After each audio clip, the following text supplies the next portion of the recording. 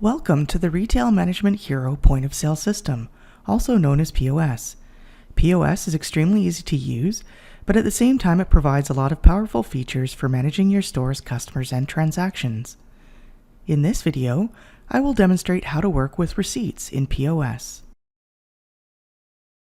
Depending on your store's policies, when you tender a transaction, a sales receipt will either print automatically or you will be asked if you want to print the sales receipt.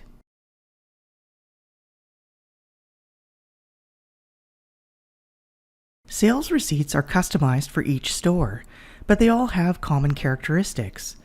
You can see that this is a sales receipt. At the top is the store name and contact information, the transaction number, the date and time of the transaction, the cashier ID, and the register number. Below that is the list of items that the customer purchased with the item prices, the subtotal of all items, any applicable taxes, the transaction total, and tendering information.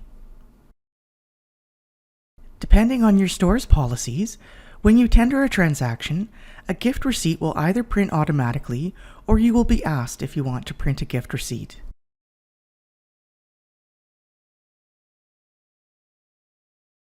You can see that this is a gift receipt.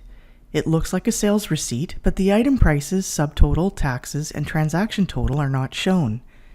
This is because the receipt is intended to be included with a gift, and the person giving the gift doesn't want the person receiving the gift to know how much they paid for it. The reason for providing a gift receipt is to enable the person receiving the gift to return or exchange the gift if it's not what they want, or it's the wrong size, or they get the same gift from someone else. Ask your training supervisor or manager to explain the store's policies regarding gift receipts and returns and exchanges. What should you do if you are asked if you want to print a sales receipt and you accidentally tap no? Or you ask the customer if they want a sales receipt and they say no, but then they change their mind and say, yes, I'd like a receipt. If this happens, you can reprint the sales receipt. If you have just tendered the transaction, tap Transaction, Receipt, and Reprint.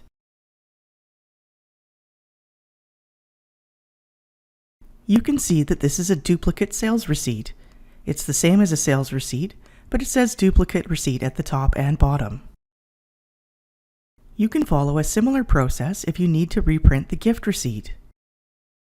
If you have just tendered the transaction, tap Transaction, Receipt, and Reprint Gift.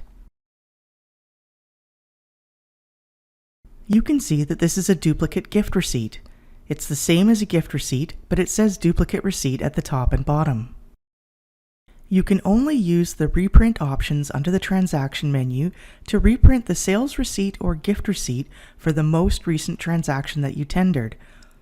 What should you do if you need to reprint receipts for older transactions? Well, you have a couple of options.